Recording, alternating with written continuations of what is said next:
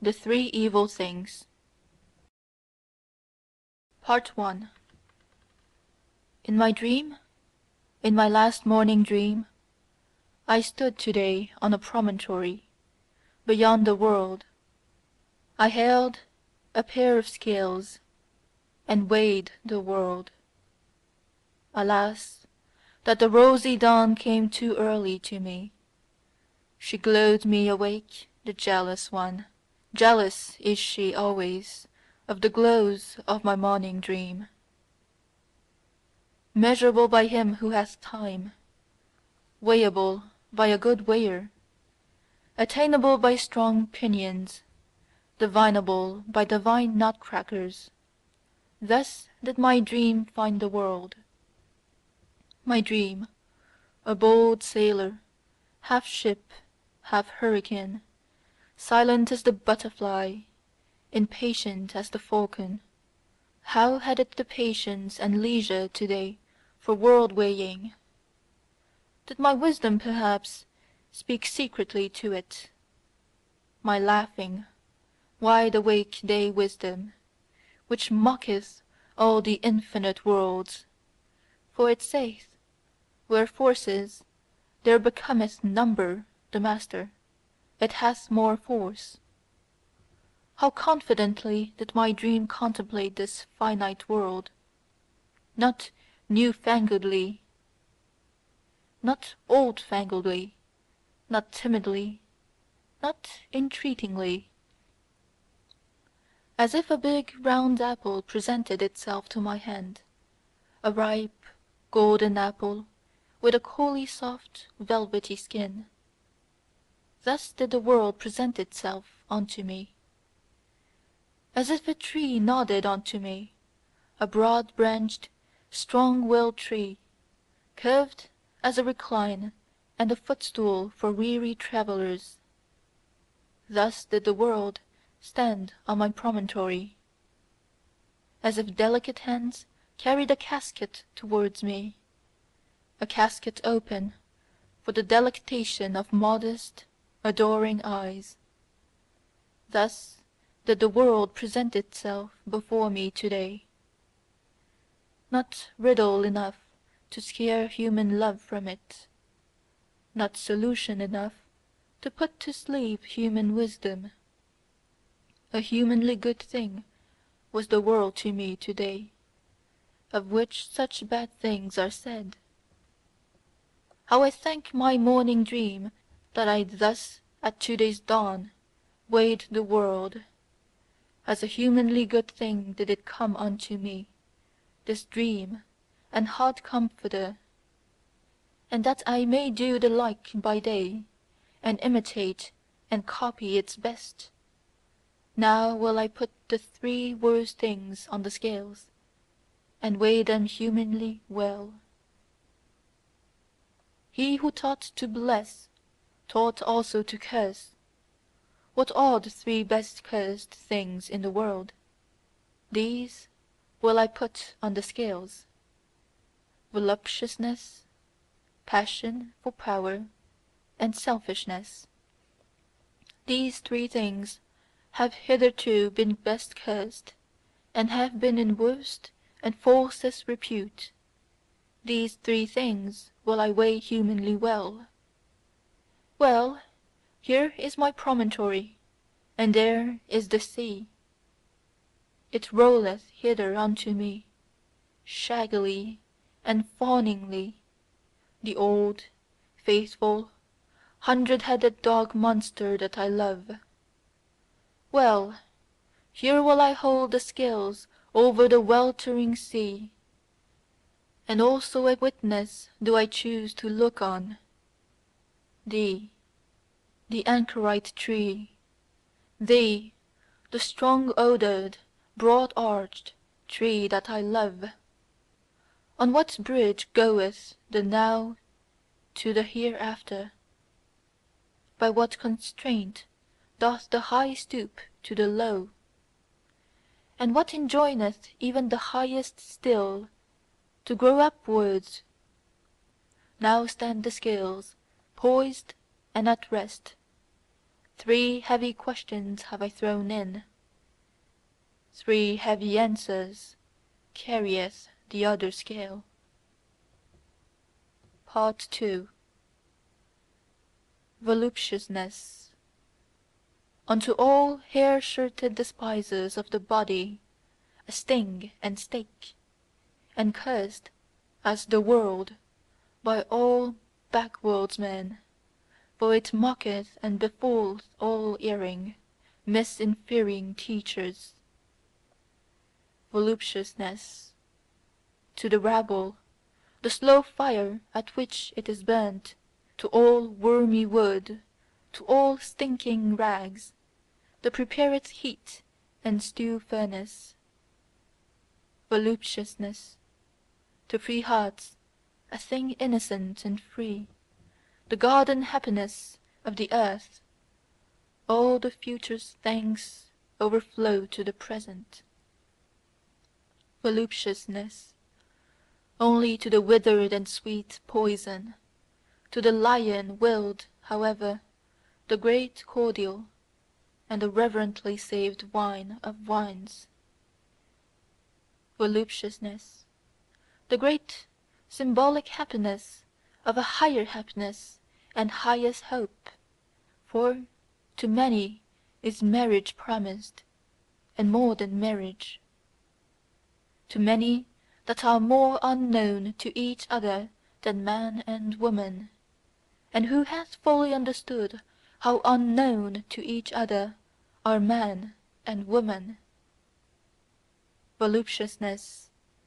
But I will have hedges around my thoughts, and even around my words, lest swine and libertine should break into my gardens.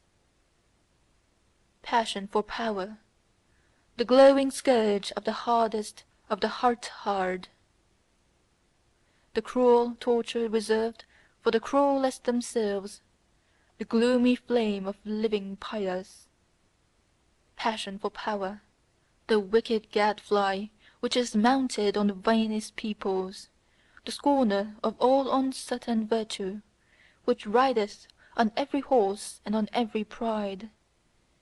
Passion for power, the earthquake, which breaketh and upbreaketh all that is rotten and hollow, the rolling, rumbling, punitive demolisher of whited sepulchres, the flashing interrogative sun behind premature answers. Passion for power, before whose glance man creepeth and croucheth and drudgeth, and becometh lower than the serpent and the swine, until at last great contempt cried out of him. Passion for power, the terrible teacher of great contempt, which preacheth to their face to cities and empires, Away with thee! Until a voice crieth out of themselves, Away with me!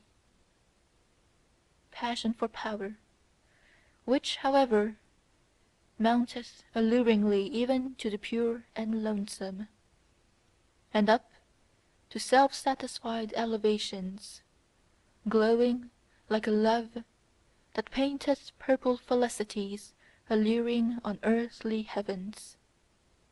Passion for power, but who would call it passion, when the height longeth to stoop for power? Verily, nothing sick or diseased is there in such longing and descending, that the lonesome height may not for ever remain lonesome and self-sufficing, that the mountains may come to the valleys and the winds of the heights to the plains. Oh, who could find the right praenomen and honouring name for such longing? Bestowing virtue, thus did Zarathustra once name the unnameable. And then it happened also, and verily it happened for the first time, that his word blessed selfishness, the wholesome, healthy selfishness that springeth from the powerful soul. From the powerful soul to which the high body appertaineth, the handsome, triumphing, refreshing body, around which everything becometh a mirror, the pliant, persuasive body, the dancer, whose symbol and epitome is the self-enjoying soul. Of such bodies and souls the self-enjoyment calls itself virtue. With its words of good and bad doth such self-enjoyment shelter itself as with sacred groves. With the names of its happiness doth it banish from itself everything contemptible. Away from itself doth it banish everything cowardly. It saith, bad, that is cowardly. Contemptible seem to it the ever solicitous, the sighing, the complaining, and whoever pick up the most trifling advantage. It despiseth also all bitter-sweet wisdom. For verily there is also wisdom that bloometh in the dark, a nightshade wisdom, which ever sigheth, all is vain. Shy distrust is regarded by it as a base, and every one who wanteth oaths instead of looks and hands, also all over distrustful wisdom, for such is the mode of cowardly souls. Baser still it regardeth the obsequious, doggish one, who immediately lieth on his back, the submissive one. And there is also wisdom in that submissive and doggish and pious and obsequious. Hateful to it altogether, and the loathing, is he who will never defend himself, he who swalloweth down poisonous spittle and bad looks, the all too patient one, the all endurer, the all satisfied one.